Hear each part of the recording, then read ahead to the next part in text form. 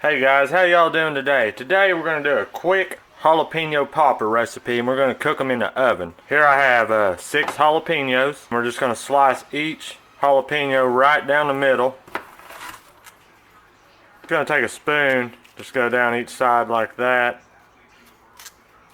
and just scoop everything out of there. The seeds and the membrane, all that, just like that.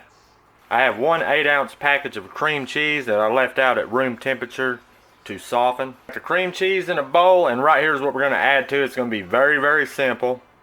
You can see right there the brand. This is apple maple bacon jam, and it is mighty fine, I tell you.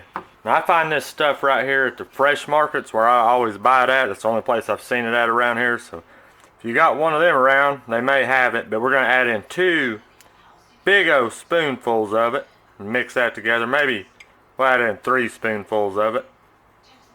Mix it up together real good.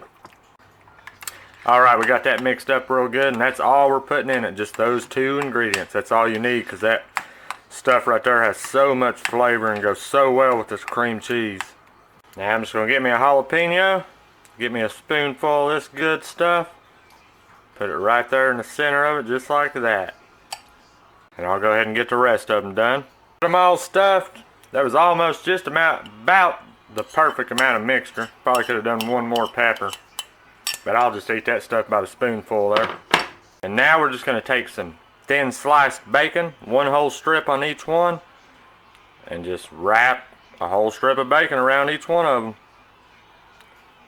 Try to pull it nice and tight, just like that. Alright, got them all wrapped in bacon, and I put them on a raised rack. That way they ain't sitting right on the bottom of the pan.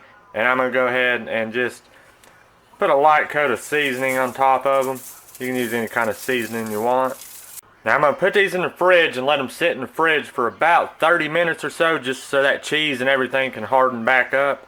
Okay, so my oven is preheated at 350 degrees, and I just pulled these out of the fridge. They've been in there for about 30 minutes, and that's very important to leave it in the fridge for at least 30 minutes.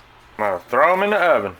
I just pulled them out of the oven, and they baked for about 40 minutes, and they are looking mighty fine, I tell you. They're looking perfect. Been cooling for about 15 minutes, and they're ready to try. Let's try one of them out. Look at that right there. Take that whole thing there. I'm going to tell you guys, these are mighty fine. Let me cut one open here for you. Just look how beautiful that is right there. All the filling stayed in it. So simple, just so freaking good though. And this right here is the Terrapin Ridge Farms that I use. They've got a lot of products, and I use their products quite often. I mean, they're really good stuff. So if you can find them, try them out. But anyways guys, thanks for watching, and I'll see y'all next time. Cheers.